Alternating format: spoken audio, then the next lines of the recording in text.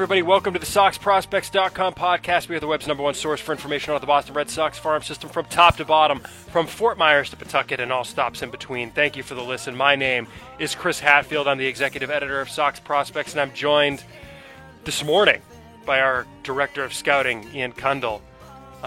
Ian, you and I think it's safe to say, are not morning people, so I think we can safely call this a sacrifice we're making for the people. Yeah, no, this is very early on a Saturday for me. Yes, it's not actually early, but no, it's very early. Well, it's early for us. This is it's early West Coast time, which is what we're recording it on. So we're making a great sacrifice for the people here to be able to talk about the Red Sox farm system. I was just things. I was just saying this is the first podcast I've ever recorded while drinking orange juice. Yeah, and that's going to be the title. Continue. Fair enough. No, but we wanted to get on the horn this morning. A lot has happened. We've got draft signing deadline was yesterday. The Red Sox spent nearly up to exactly this amount of money they had to spend within. It's almost like they have it planned out. Like within $350K. Well, no, I mean we'll talk about that. Whoa, no, 3,500. What you said 350K. No, they spent. Sorry, 3,500. Yeah. Thank you. Yeah. Thank you. Yeah, no, that's not correct at all. But yeah, we'll talk about that. We'll talk about the updated rankings from July 1st, which we haven't been able to talk about yet. We'll talk about the Lowell Spinners, who I saw last weekend and who you've seen. I'm going to be seeing the Frederick Keys, or more importantly, the Salem Red Sox. Maybe more importantly, the Frederick Keys. This weekend. Grayson or DL Hall are pitching. I saw DL Hall last time I was there, actually, and he was not good because he was working on a slider. But I got to see John Mioli, which was good. And we got a bunch of your emails, so we've got a lot to talk about today, so we got to get to it. Ian does not have all the time in the world, so we got to get him out of here. I also, as always, want to shout out our $5 level Patreon supporters. That'd be Sox Signatures, Kyle Costigan, Tyler Woodrow, Jeff Trainer, David Nardone, Tim Harding, Bill Stanton, Deb Kendall, Evan Kirkwood, Hurricanes 1, Chris Fox, James O'Hara, Nathan Kenyon, Andrew Wallen, Lendl Martin, David B., Ben Burnett, and Cy. We actually have an email from Bill Stanton today, so we'll definitely get to that, as well as all of your emails. You can send your emails to podcast@soxprospects.com because we want to talk about what you want to hear about. And I always have to mention the donation drive. We are coming up on our goal, but we still need your help. So if you want to help support the website, head to soxprospects.com/donate. We do not charge for the work we do, but it costs money to upkeep web hosting fees and hardware, and it also costs money to travel. So your donations help us with that, and if you are willing to help, we would really appreciate it. Again, soxprospects.com/donate. Ian, what do you want to hit first? Do you want to hit? I mean, I guess draft signing deadline is the quick news. We should do that because that just happened yesterday. That just happened. Yeah. So the Red Sox have finished their signings, as I tweeted from the site account last night. Wound up with 27 draftees signed, as well as 3 undrafted free agents. Completely normal amount of I think that's like right. Usually they fall, I feel like, in the 25 to 30 range. Yeah, last year I looked, it was 28. Yeah. And I think 3 undrafted free agents. We know that the Red Sox spent $5,024,200 in bonuses towards the cap. So that doesn't count day 3 bonuses up to 125. You only count the overage, which they signed 4 guys over slot, including all 4 of those guys signed over the past week, actually. So we have a lot to talk about there. The Noah Song signing also happened, Ian, since the last episode, so we need to mention that, which is interesting. We still are kind of in the dark a little bit, but yeah, let's just look at it. So we know taking it from the top, the Red Sox first two picks, who I guess were in the first pick was in the first or second round, depending on how you look at it. Infielders Cameron Cannon and Matthew Lugo from day one. Cameron Cannon got $1.3 million. Lugo got $1.1 million. Mm-hmm. Do you want to mention? Okay, yeah. I was going to say what you broke about Cannon because we were wondering why he hadn't played. Oh, good point. I was going to forget about that. Yeah, Cannon didn't debut until 2 days ago? Was it? Yeah, was it Thursday? I think so. Yeah. For the GCL, even though he had originally been assigned to Lowell, and we learned that he had actually been dealing with turf toe during the college season, which they decided, rightfully so, let's let him just heal up before we throw him out on the field. So He's basically in the GCL right now on something of a rehab assignment. Wouldn't surprise me if he's in Lowell by the time we release this. Yeah, I mean he's played 2 games. He's over played 2 6. games. Yeah, I mean he clearly has to get his timing back. So maybe they'll leave him down there a little bit longer. But they are also kind of, stacked in the middle infield down there in the GCL right now. They've got Lugo, who's getting time at short. Sedano Rafaela, who's down there. They've got some other middle infielders, so they probably want to get him up and into Lowell sooner than later. You got Flores at short, but second base has been a combination of Alex Arrow and who else? Kervin Suarez, Xavier Legrand. LeGrant's been playing a lot of first base. I don't know. I saw him at second base. I don't know, but yeah. Yeah, because LeGrant and Ricardo Cubayan have been the first baseman other than Joe Davis. So and Ricardo Cubayan's played short too, actually. Yeah, Cubayan's been moving around. So yeah. Yeah, but they probably want to get him up. But yeah, Cannon signed for about $429K under slot. Lugo signed for 100 and let's see. We already did the math on this. So like 171,000 over slot. Third rounder Ryan Zephyr-John signed a while ago. He signed for $500K, which is a little bit under slot. Noah Song, the fourth rounder, signed last weekend. And we'd speculated on here a lot about him, so we'll continue assuming that you've listened to past episodes. Ian, the Red Sox signed Noah Song for $100K. Your thoughts? How much of a victory is that? Seems like good business. Yeah, that's really good business. I'm going to put it. It's good business even if he doesn't pitch for the next 2 years. If he does pitch somehow, we're still waiting for whatever. But it seems like there's a better than 50% chance that he's able to pitch. Well, we could say Pete Abraham of the Boston Globe, Peter Abraham reported that there seems to be a plan in place to have him pitch next year. That was the word. So if that's the case, then yeah, I mean it's a steal. But again, he had such a unique case where we talked about it. I think you could tell me his bonus was anything from, I think we said 100K to slot, and I would believe you. Oh, I could have seen him signing for over slot because yeah, he's a senior, but it's like he's in no rush to sign. Yeah, there's no like deadline, so yeah. I don't know. Well, he has a deadline of next year to sign with the team that drafted him, but he always could have just waited and become a free agent. Yeah, so he was a very interesting case. They got him for 100K, which I mean, you look at the numbers, just like what I tend to do, just when I'm eyeballing bonuses, is I know the like MLB BAPG ranks we have are not like the be all end all, and teams obviously value players differently, as we'll probably get to when we get down to like the Brock Bell bonus and stuff. Mm-hmm. But like when you see, a guy who's ranked in the, second round-ish area, even PG, and I think PG and Fangraphs had him in like the late first round, and he gets a 100K bonus, you're like, okay, that's cool. Yeah, exactly. So, I mean, and I can tell people, you can go to soxprospects.com/dh.htm, or just go to Sox Prospects and click on the draft history page. You can see all the bonuses. It's one of the best pages on the site. It's so useful. I go back and reference old draft pages all the time. All the time. You can see all the bonuses on there. I think since our last episode, Chris Murphy, the sixth rounder out of San Diego, signed for $200K, which is $37K less than slot. We talked about Brock Bell getting over slot. I think the other signees, Ian, since the last episode, Cody Scroggins, the ninth rounder. I don't know if he had signed yet, but he signed for $100,000, which was $48K less than slot, $48,200 less than slot. And then the 10th rounder, Steven Scott out of Vanderbilt, who was a senior, got $50K, which was kind of interesting. A little more than we thought he might get because seniors tend to get. I mean, he's a good senior though. But he is right, so it does make some sense. It's kind of he's one of Vanderbilt's better hitters as someone who watched Vanderbilt a decent right, amount. And I think isn't that like. Sorry, what? I was just they beat bitter about Vanderbilt. Yeah, but that's like what they gave Granberg last year, I think. Right. They gave Granberg correct. $50K. It's just interesting. They didn't take a true senior sign this year. Not in the first 10 rounds. So, yeah. I mean, and Scott's gotten off to, I think he's like 4 first 6 or something in Lowell. yeah. The spinners keep using gifts from Back to the Future. Which is, I'm very much in favor of. Yeah, it's pretty good. Day 3 signings.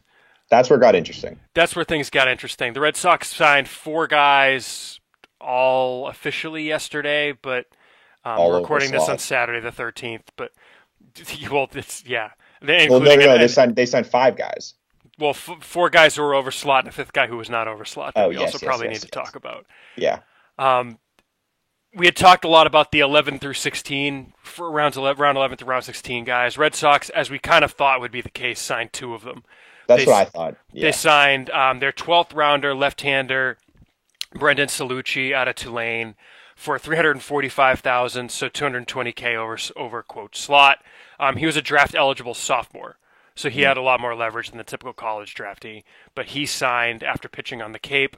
The Red Sox also signed Blake Lubier, is how I'm going to assume it's pronounced, but it might be Lubier, a right-hander out of Florida for $500,000, so $375K over slot. Projectable righty who was committed to Wake Forest. I just realized I know one of the assistants at Wake Forest. Sorry, Billy.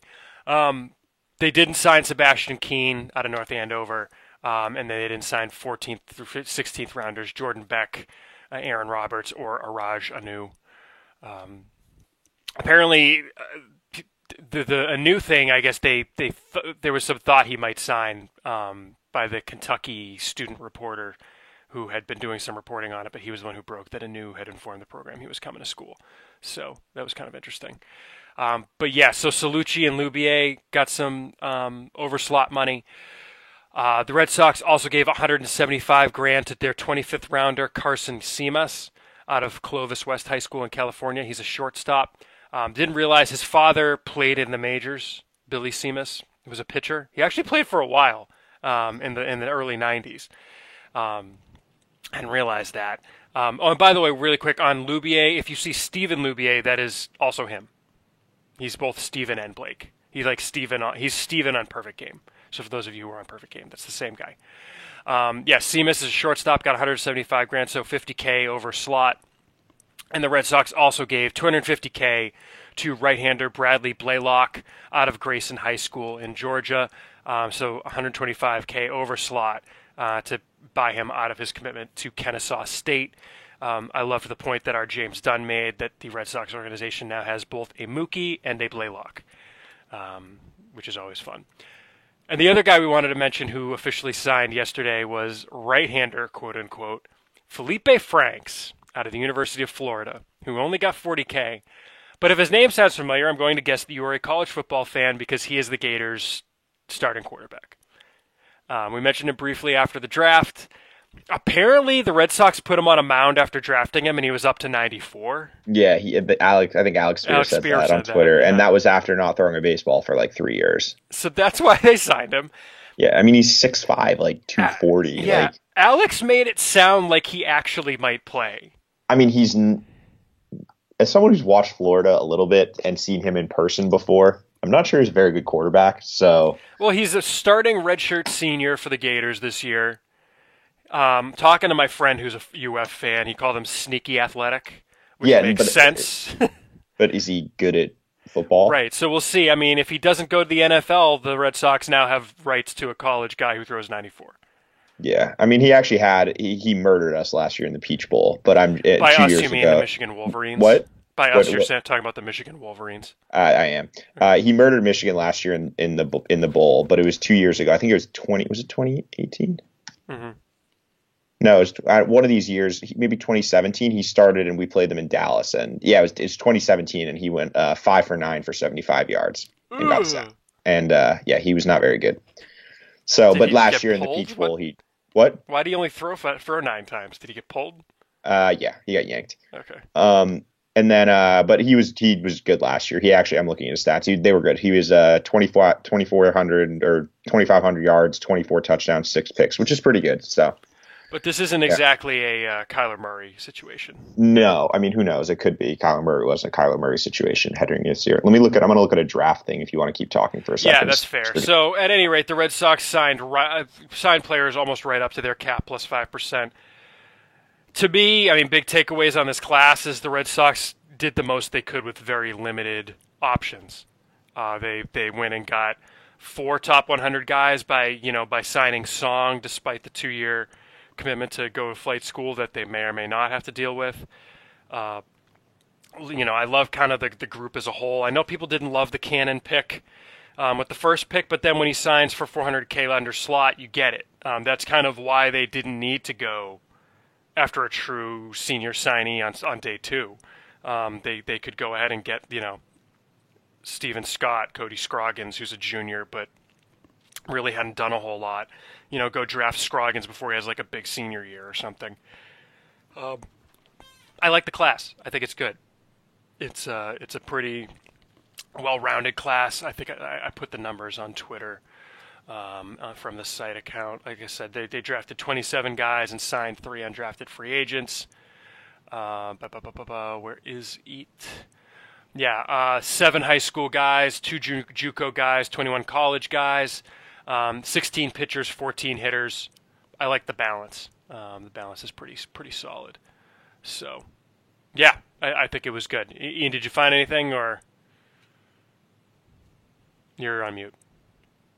I found a couple draft websites, and the one that went the deepest had Franks as the number 17 quarterback in next year's class, behind guys like Jacob Knipp from Northern Colorado and Case Kukis from Northern Arizona. So, wait, what about those guys?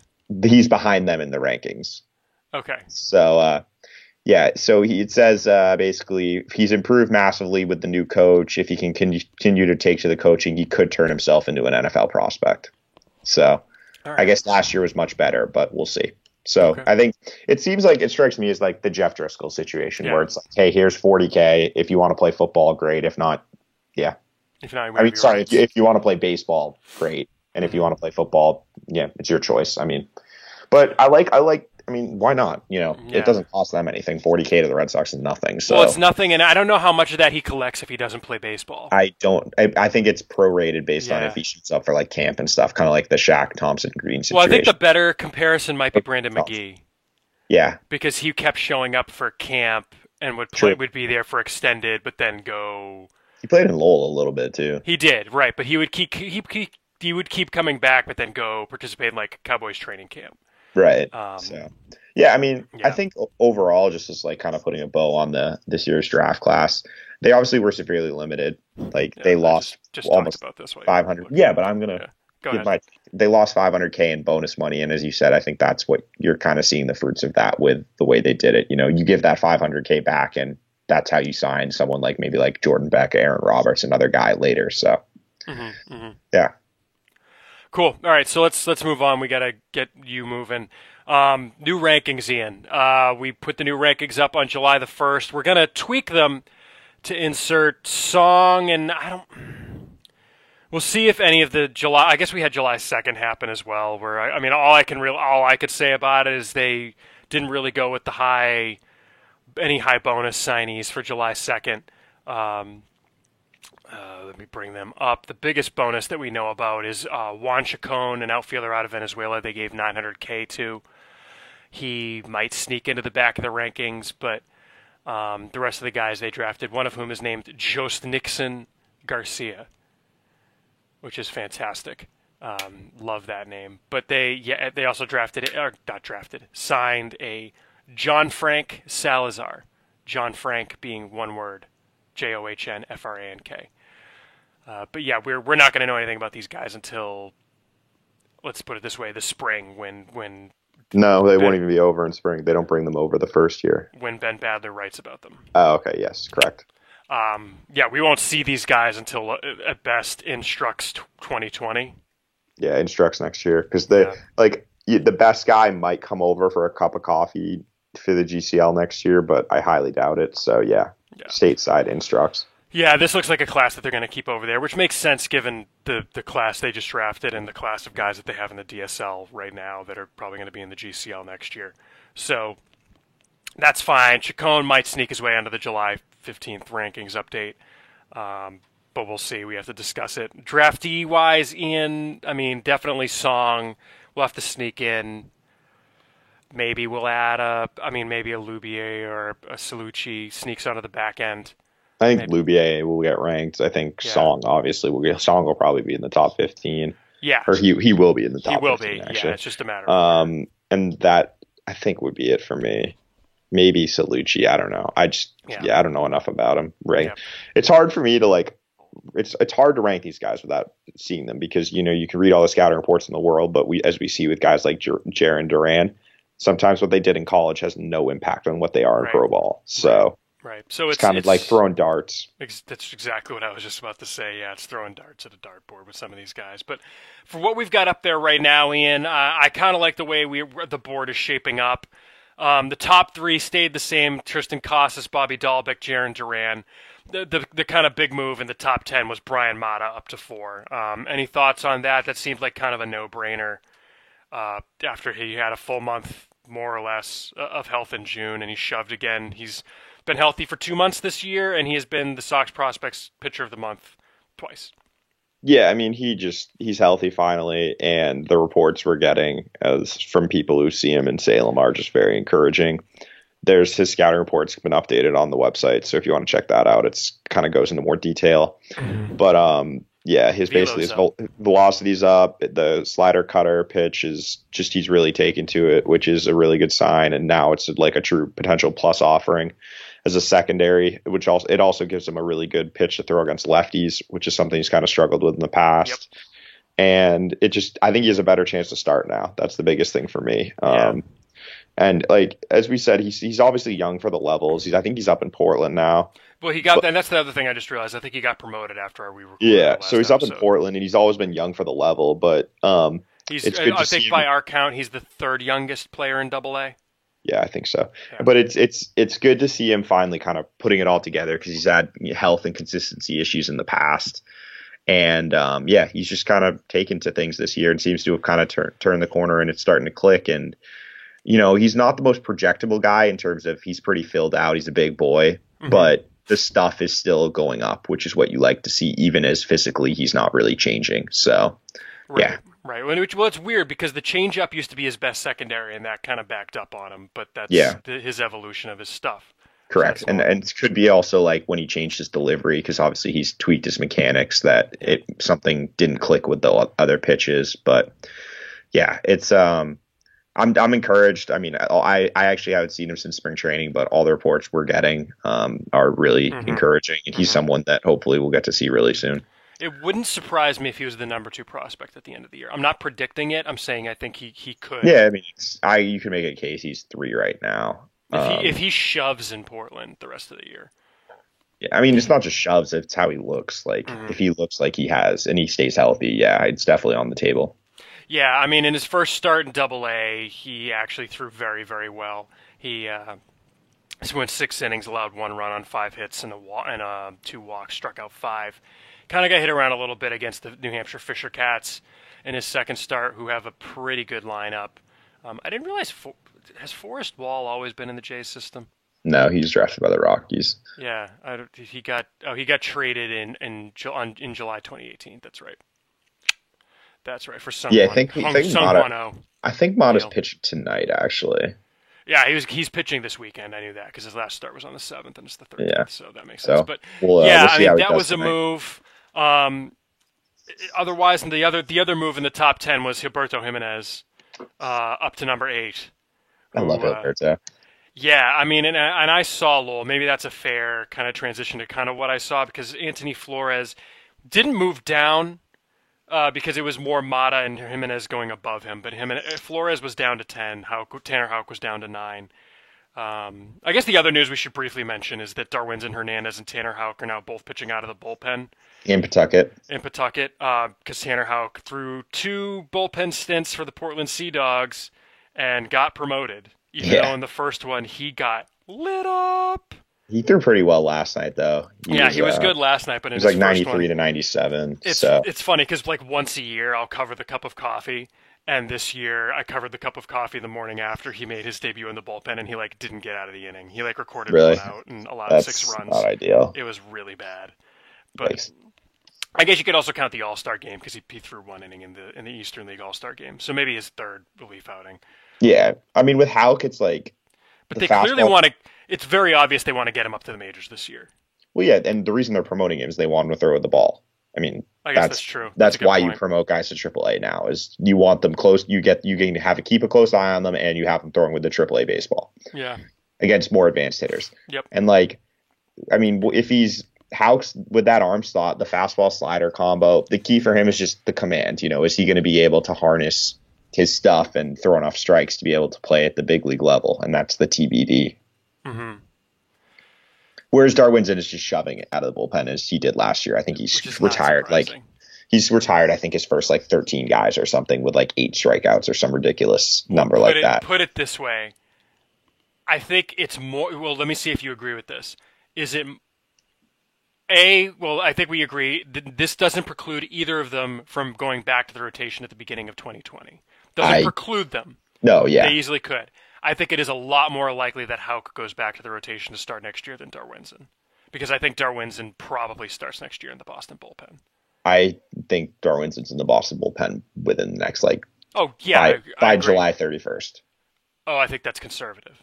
No, I agree, but I'm saying July 31st. If they don't I'll put it this way: if someone gets hurt or they make a roster move, he's coming up. Is my prediction. Yeah, and in response to my my retweeting Glenn Jordan from the Portland Press Herald about Houck getting promoted.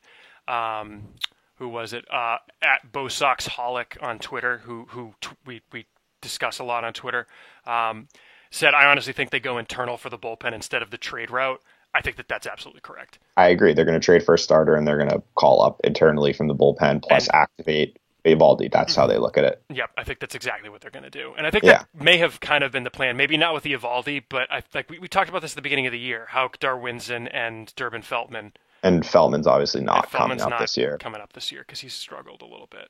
But yeah, no, I think Darwinzon, his stuff is so filthy. He just can't throw strikes when he's starting because his delivery is so he gets out of sync he's throwing straight out of the. Yeah, he doesn't throw. That's what I was about to get to. Yeah, he's not throwing from the windup anymore. He's just using the stretch, which is really simplifying his mechanics. And I think since he made that change, it's 3 innings or 3.1 innings, 5 strikeouts, no hits, no walks. Is that the change? Because I thought he was doing that his last couple starts. I think he might have been. It might have been one start. That's just from the bullpen. I think he did it. I think he did it in 2 starts. I thought it was 1 start, but I don't know. Anyway, but in his previous 3 outings before that, it was 7 walks, 5 walks, and 3 walks. So yeah, I mean, he's now looking good, and the stuff is it's elite stuff. It's just. I just don't see him as a starter, but I think he could be their 8th inning guy next year. You could even make a case he's a closer. His stuff is that good. And whereas Houck, I also think has late inning stuff. I mean, when you're talking a righty with a low arm slot, throwing 93 to 97, I've seen him up to 98 before, and I think he's touched 99 with a plus slider. For him, it's the same thing. It's command and control. Right. So, right. With those two coming up and Eovaldi, I think the pen's in decent shape, actually, as much as it's been maligned this year. But, and you've got Josh Taylor's throwing well, a guy who we've been on for a while. If you've been listening to the podcast, you knew about Josh Taylor last year. Yeah, I'm very happy with that. He's doing the same thing he did in Pawtucket, where he strikes a ton of guys out. He just gives up a lot of hits too because he doesn't have command. Mm-hmm. He throws a ton of strikes, he misses a ton of bats, but he also leaves fastballs up and over the zone, and it's hittable. Right. But yeah, I think in the 5th and 6th, I don't mind. But what I was just going to say, kind of to put a ball in the bullpen, and so we can talk about Gilberto, which is what we really want to do anyway. The bullpen makes so much more sense if you insert Eovaldi as the closer, Darwinzon as a 6th inning guy, because then you have Brandon Workman, Matt Barnes, and as your high leverage 6th, 7th inning guys, or 6th, 7th, 8th inning guys. You have Eovaldi for the 9th. And then you have Brazier, Hembree, who's been pretty good this year, Taylor, Darwinzon is your middle relievers. It makes sense there. And this is the point. When they came in, they were a reliever light. They were a guy at the back end light, and that's kind of what happened with Matt Barnes. Is he got so tight? You're seeing it with him, and Brazier got so used in that first couple months of the year that they kind of just wore down, which was expected. I mean, guys can't throw as much as they were supposed to. So yeah.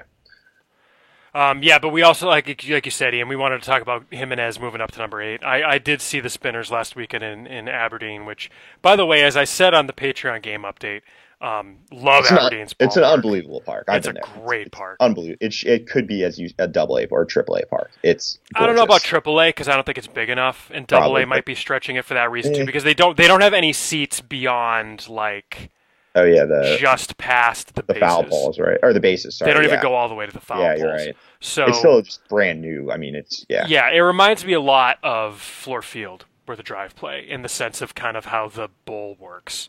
Yeah, Although it's more open beyond. true. But yeah, loved that park. I mean, I saw Jimenez, I saw Flores. So I guess we could talk about the two of them. A lot of the same stuff you saw, Ian. Jimenez hit lefty every at bat. Everything is to the opposite field because the bat speed's not quite there. Though he apparently hit a home run the other day hitting lefty. It was the opposite field, though. Yeah. Oppo, right? Well, that's what I said. Someone was like, "Believe it or not, it was Oppo." I was like, "Well, I believe it because he's behind on everything." Yeah, I was going to say it was either opposite field would have been my number one guess. Second guess would have been inside the park home run. Right. Right. So yeah, I mean the hit I saw, he just kind of flicked one out to left field, or I guess left center. Not a ton of pop from that side, but he's fast. It's at least 70 speed. Yeah, I mean the fastest I think I've ever seen him. I want to see. Let me check my notes. Well, there was a report online at prospectslive.com that had him at 80 speed because they timed him at 394. Let me see. Yeah, I mean he's probably. I think we have him as like a 75. We have him as plus. I'm looking at it right now. Yeah, because like the fastest I've gotten him this year is 4.1 from the right side, which is 70. And he also, I mean, he squares to bunt the first pitch of every at bat from that side. I think in part to draw in the left side of the infield to give him more room to flick a ball over them, but in part because he could easily bunt for a base hit. I've seen him bunt for like multiple base hits this year. But the thing with Jimenez, I mean, he's still a work in progress in center. I saw him take a couple of really bad reads on balls. He came in on a ball that went over his head. His first two steps were in before he doubled back and the ball got over him. Yeah, and on another play, he didn't make a bad read, but he wasn't being lackadaisical, but he wasn't going after a base hit with sufficient urgency, and the guy took second base on him. Yeah. So it's I mean he was playing the ball, but he was just kind of assuming the guy was going to go round first and go back, but the guy wound up going to second and got in. Yeah, I mean he's a work in progress. Like it's what you're with him is you're dreaming on the defense because of the athleticism that he can eventually develop into like a plus defender. Exactly. Center. And his arm is plenty good enough for center. So yeah definitely. And then talking briefly about Flores, I mean I didn't see him do much at the plate. He did walk a couple times in the field on a pair of back-to-back plays. It's exactly what you've been talking about, Ian. The first play, 2 outs. Infield practice ground ball right at him, not hit very hard, but hard enough that he's going to have no problem throwing the guy out, and he couldn't field it cleanly. Mm-hmm. Just kind of got ahead of himself, didn't field it. Guy gets on first base to extend the inning. The next play is a hard hit ball into the hole. He ranges to his right and makes a tremendous play to pick it with his backhand and throw across the diamond to get the guy at first. Mm-hmm. Yeah, I mean that's what you're getting out of Flores right now, and he's definitely got to shore it up. I mean, it was a nice play. It wasn't like Jose Iglesias over there. He still kind of looked a little rough fielding it with the backhand, but I mean he got the play made. But that's what you're getting from him. The other thing in the ninth inning, he walked and got picked off first base because he was basically asleep at first. It wasn't he didn't have a particularly big lead. The pitcher didn't have a particularly good pickoff move, although it was a pretty good pickoff move for I think it was a right-hander too. It wasn't even a lefty, and he just got caught napping over there essentially. This kind of mental errors, and that's what he's working on because he is 18. Well, and this is the thing, like. Even if you look at his stats, it's not like he's striking out like 40% of the time. His strikeout rate is 20%, and his walk rate is like 18%. Right. He has 13 walks, 16 strikeouts this year. And yes, he's hitting 182, but his BABIP is obscenely low. It's like 220. Like, I'm not concerned. I think he's going to be fine. I'll bet he ends up the year hitting above like 240. Because it's just he's not overwhelmed at the level, which is why I don't think the Red Sox are concerned either. Like I would be concerned if he was hitting like he is like 180 and his strikeout rate, as I said, was like 35%. But he's just he's getting unlucky. He's making contact. He's a little passive, but he's also taking walks. So he's got 2 hits. Wait, he has 13 walks and 16 strikeouts. What did you say? Yeah. That's what I said. Like 6. Okay, I thought you said like 16 and 18. I'm sorry. No, 13 and 16. That's what I said. But he's got multiple hit games in 2 of his last 3. Like the bat, and he's got 9 walks and 6 strikeouts in his last 10 games. Like the bat's going to come around with him. I don't think it's going to be much power this year, but I think the average is going to come up. So I'm not too worried about the bat. And I think we're a little spoiled by some of these guys who've like gone straight to Greenville from the DSL. Like, that's atypical. Being in Lowell the year after at age 18, the year after being in the DSL is very good. Well, that's why like what Gilberto doing is so impressive, or Gilberto, sorry. Yeah. It's like he's 376 this year. He's hitting 376 in Lowell as a 19. But I think But he's it's a like- guy. He's gonna but have high always batting gonna- averages. That's what I was until- about to say. Yeah. He's always going to have high batting averages until he plays against good defenders, I'm gonna say because double A. he puts the ball in play and he can run. And if you Mhm. can do that, you can kind of fake your way to a good average as long as you're like semi-competent. But I think Gilberto's more than that though. And like the thing there's obviously not a lot of power, but he's taking a few walks, not a lot. He's still ultra aggressive at the plate.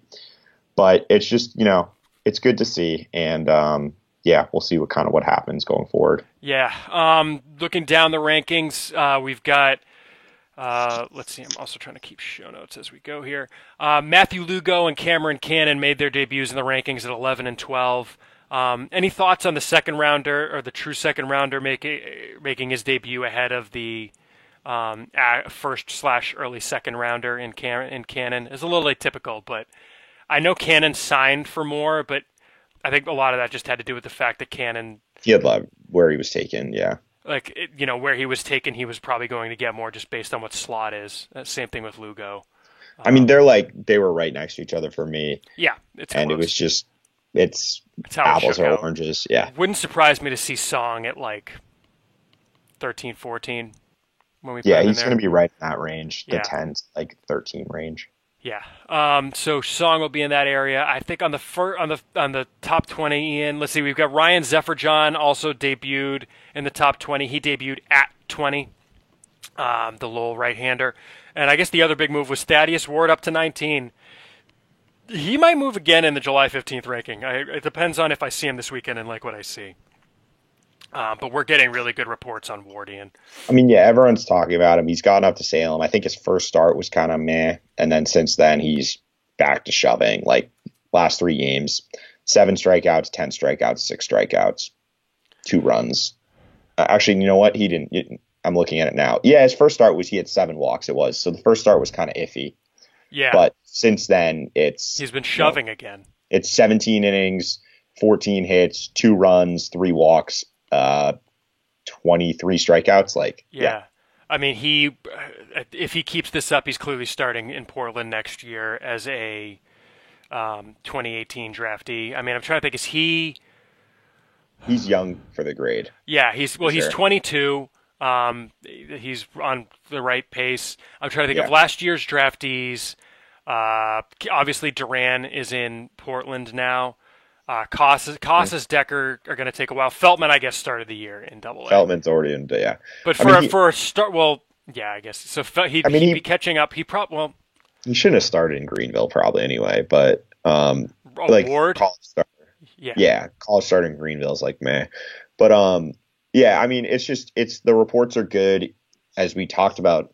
Tell me if you've heard this again. He added a cutter, and all of a sudden he's really good with it. Whatever the Red Sox are doing, and with their pitching development program right now is very smart, and the openness and willingness they are with these guys adding new pitches, and it's like it's a two-way street though, because it's obviously developmentally they have people who seem to know how to teach the cutter, but it also is kind of like the players are taking to it, and that's like a really good sign that you have guys open and willing to change, their pitch mix, which they've likely been throwing for years, and they're just taking to it so well. And that just shows that's a really good sign for their development, that kind of player that you can take to a pitch and you kind of have those instincts and that physical ability where someone's like, here's a new grip, try throwing this. Okay, I'm throwing it in games, and oh wait, this is now my best secondary pitch. Like that's what you like to see that. So Ward's velo's ticking up, the secondaries are getting better. Like it's very encouraging. And again, last year's draft, very good. Yeah, I mean, it's called pitch design is what they're doing. It's Brian Bannister, Dave Bush,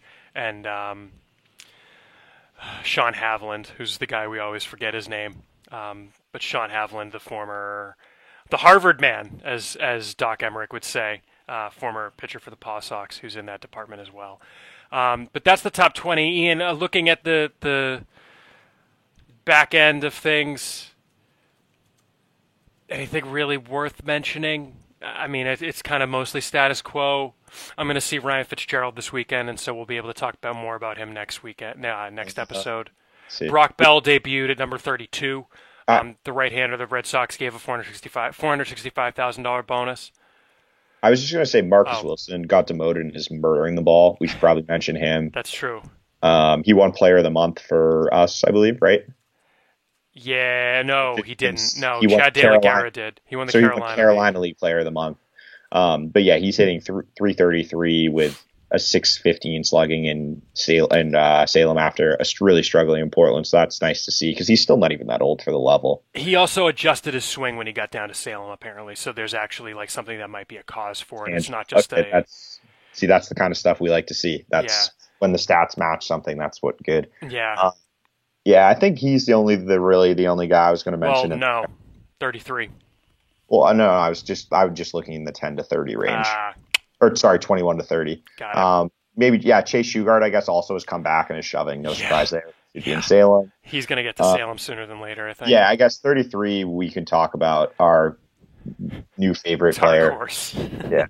So yeah, do you want to go? You go. You're the one who's got the report. Go for it. Well, okay. At 33, we have Felix Cepeda, who is right-hander for the GCL Red Sox, who signed for $40,000 and has a 5.14 ERA in 2017, and who is 18 and is pitching in the GCL after pitching in 4 games in the DSL last year. Yeah, and we have him at 33, and it's because he is just ultra projectable. Like, he's the prototypical what you look for in like a projection right-handed pitcher. And frankly, the system doesn't have very many of these guys in the low minors. Mm-hmm. And he's already made significant strides. We have but we have a scouting report on the website. But basically, you could have broken it out into a full one. Yeah, I just didn't feel like it. Yeah. Well, I didn't have pitch grades, so. But yeah, so he started when he signed, he was like 88 to 90, or not even when he signed. Last year, he was 88 to 91, and now he's sitting like 93, touching 95. And with a ton of projection in the frame, he's listed at 6'3", 170, and I guess that's accurate based on what I was told. Throws slider and a curveball, but he's going to have to settle on one of them, and he shows some flashes of the good breaking ball. Changeup's work in progress, 87, 89. And it's just one of these, like, these are the kind of ultra upside guys you look for. You know, if he figures it out, you're a 3-pitch mix with an ideal starter's frame after he adds like 20, 30 pounds of muscle and gets old because he was born in 2000. Yeah, just kind of like the uber projectable Latin guys who will likely get traded. That's what he is. And, but I just, we got a good report, and just based on what when you kind of compare him to, like, if you think about him in the context of a high school pitcher with a 3-pitch mix throwing 90 to 95, like that sounds about right where we ranked him. Yeah. Yeah. He's the same age as a high school senior. They find like 1 or 2 of these guys every year. It seems. We got to give we give their draft a lot of love. Their international department under Eddie Romero and all the other guys is their ability to find guys for under 50K bonuses is astounding. Mm-hmm. Like, you even look at the list, like right now, like Eduard Bizardo, we don't even have a bonus listed for him. Pedro Castellanos, same thing. Felix Cepeda got 40K. Denny Reyes, we don't have a bonus listed for him. And that's just in like the 31 to 40 range. Like, you get up higher. Brian Mata signed for 40K. Gilberto Jimenez signed for 10K. Like, they're really good at developing international guys. And he seems to be next on the line of kind of the under the radar turned into guys. Yeah. Other guys who moved up. I mean, you mentioned Bizardo moved up. He's moving up more. Like, Bizardo is so weird. Everyone who I talked to, like, I think Alex mentioned it on Twitter last night. Like, he's someone scouts love to talk to because he's just such a unique pitcher. Love to talk about, you mean? Yeah, sorry. Yeah. Talk about, because he's just such a unique pitcher, because he's literally like, he looks like a child. He's like 6 foot, 140 pounds, but he throws hard and he's got a filthy breaking ball. Like, it's one of the better curveballs in the system. So, yeah, I don't know. By hook or by crook, he just gets outs, and misses a ton of bats in the process. So Bizardo's at 35. We moved right-hander Aldo Ramirez up to 39. He's in Lowell. He's been on our radar for a minute. Yeah, he's someone who Instructs last year was really good. I didn't see him, but others did. And with Lowell, things I like: 4 walks in 22 innings. 24 Ks is also good. Yeah, 22 innings. He's someone I'm hoping to see this weekend, actually. And if I do, there will be a Patreon game update, which you can get immediately after the game. and not have to wait for the next podcast, which we'll talk about him then too, but that could take a little bit of time. Yep. And then in the 40 to 60 range, I mean, we've got some DSL guys who were debuted in there: Brian Gonzalez, Brainer Bonacci, Jax Groshans, the catcher they drafted out of Kansas, debuts at number 46, followed by left-hander Chris Murphy out of San Diego at 47. I think Groshans has been good at Lowell. I liked what I saw from him at the plate, I guess, just with a little more. I don't know if we're going to get to much of my reports from Lowell, but Groshans at the plate looked good. It was a nice swing, put a couple good strokes on a few balls. I really liked him at the plate. I think he was he catching? If he was catching, I didn't see much out of him, but either he or Eli Marrero was DHing. He's also really young for the draft. He's a 20-year-old. He just turned 20. Or no, sorry, no. He's 20 still. He's 20 still. Sorry, he's 20 still. Yeah, in a week he turns 21. He's young for the cycle though. He's like, because that's like I was a May birthday of that cycle or of my cycle, so it's like he's the young side for a draftee, which I like to see. There are certain teams that love the age thing. Yeah, that's true. That's really that's interesting. I hadn't realized that. The other draftee debuting in the top 60 was Daniel Baxt, who did we talk about? We talked about him last. Yeah, last episode, we talked about the backstory. Get it? Yeah. Very good. But he's been good. He's off to a pretty solid start considering he didn't play baseball this year. So yeah, he's playing mostly second base of the GCL. Yeah, and 296, 394, 444, triple double, couple doubles, 5 walks, 3 strikeouts. Yeah, it's pretty encouraging. He didn't really even play that much in 2018. He only got in 22 games. He was hurt. Yeah, he got hurt pitching.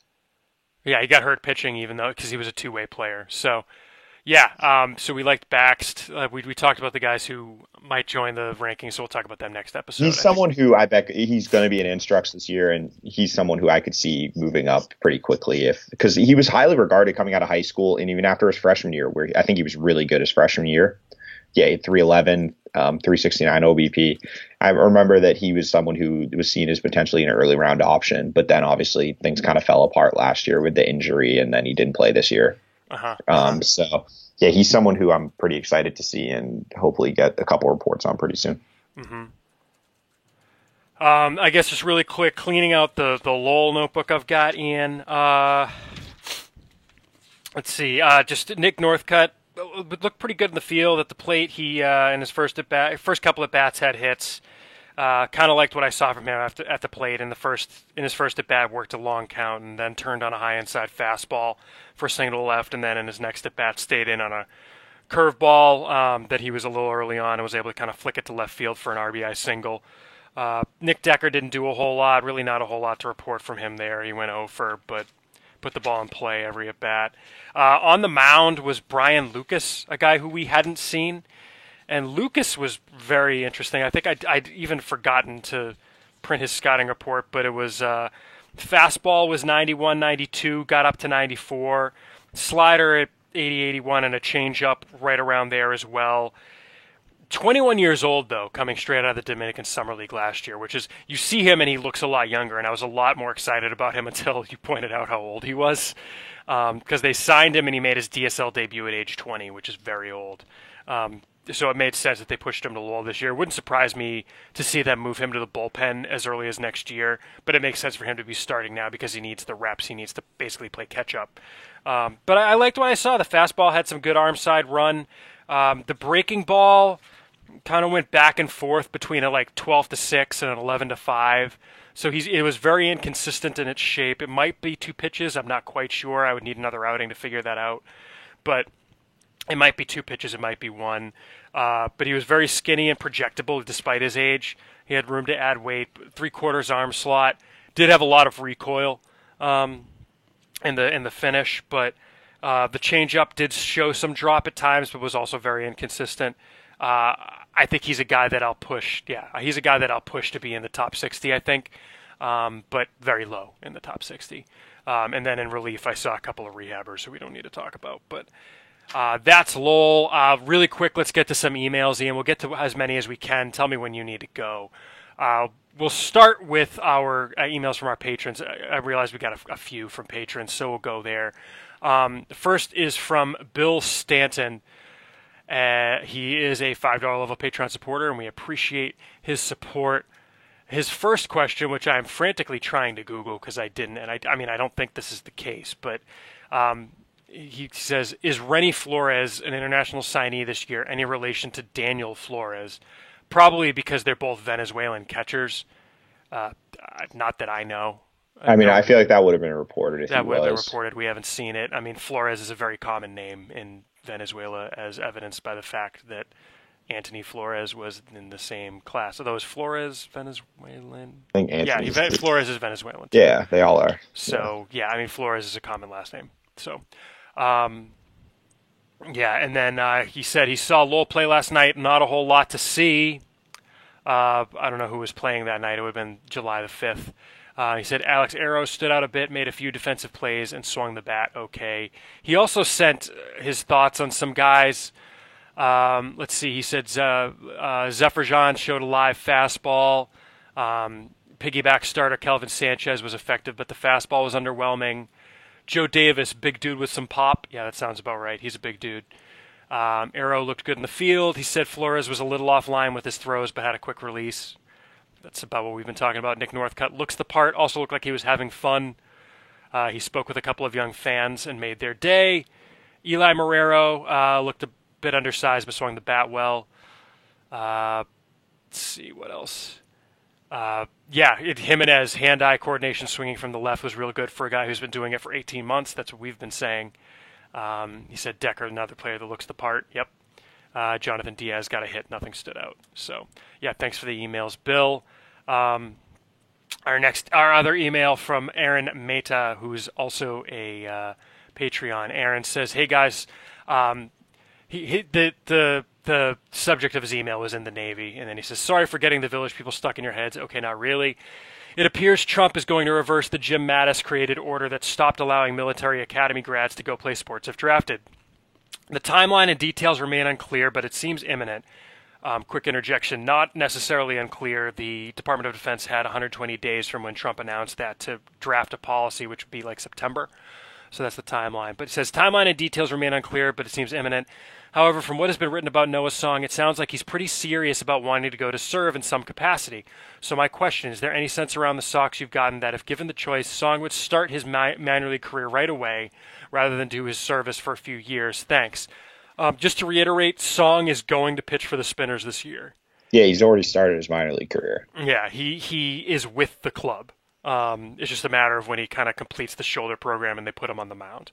Yeah, I mean, the question is next year because he doesn't report to flight school until November the 1st. That's what I was saying. This year's not impacted. Instructs isn't impacted. Yeah, he's going to do Instructs too. So, right.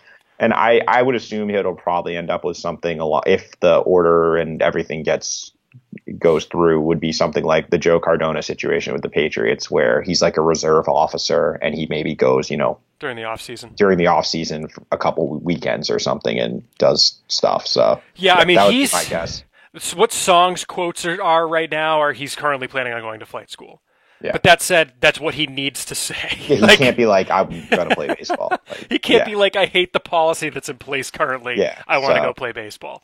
So, yeah, that's the situation. I mean, with him, we kind of talked about in the last podcast, it's just going to be a wait and see. And then I don't want to knowing how politics works, I don't want to, we don't want to jump in on that. We don't know what could change, what's going to be happen in 2 months. So yes, until something is on paper, that's when we'll evaluate and kind of make our determinations. Yep. Ian, you're still good. Let me know when you're good. I wanted to mention really quick, we talked about an email last time from Mark in which he talked about Fangraphs grades for Jarren Duran.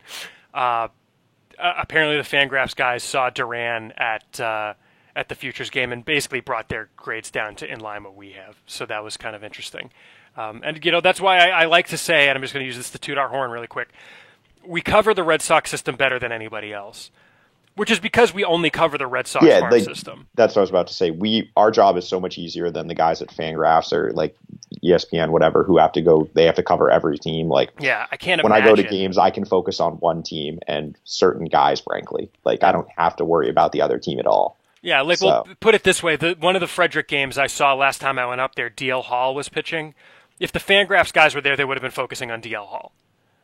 Right, because he's the top 100 guy. So, but we have the luxury of not doing that. So, so there's that. Let's see. We got a question for the podcast from a donor, Matt, who says, I know that predicting how prospects will fare is notoriously difficult, but who in, say, the last 20 years have been the most disappointing with regard to expectations, and who has been the most surprising in terms of exceeding expectations? I think first, Ian, I don't want to answer the first question because what is disappointing?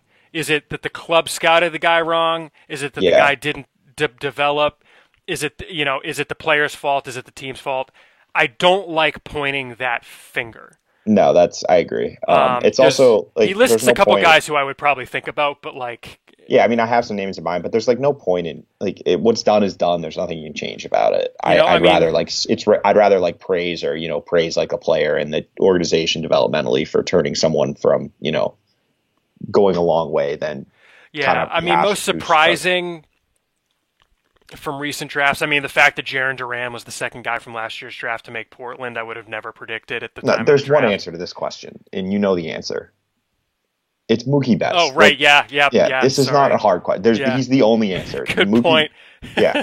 It's like, don't overthink this. Mookie Betts is the answer because given what we first saw when we first saw him to what he is now, it's just night and day. His power, just everything about him. And it's obviously like a lot of it's on him. He's a 5'9" guy who's turned into one of the top, 3 players in all of baseball. Like, well, it's like when everyone talks about Mike Trout lasted until the back end of the first round, which is true because Mike Trout might be the best baseball player ever.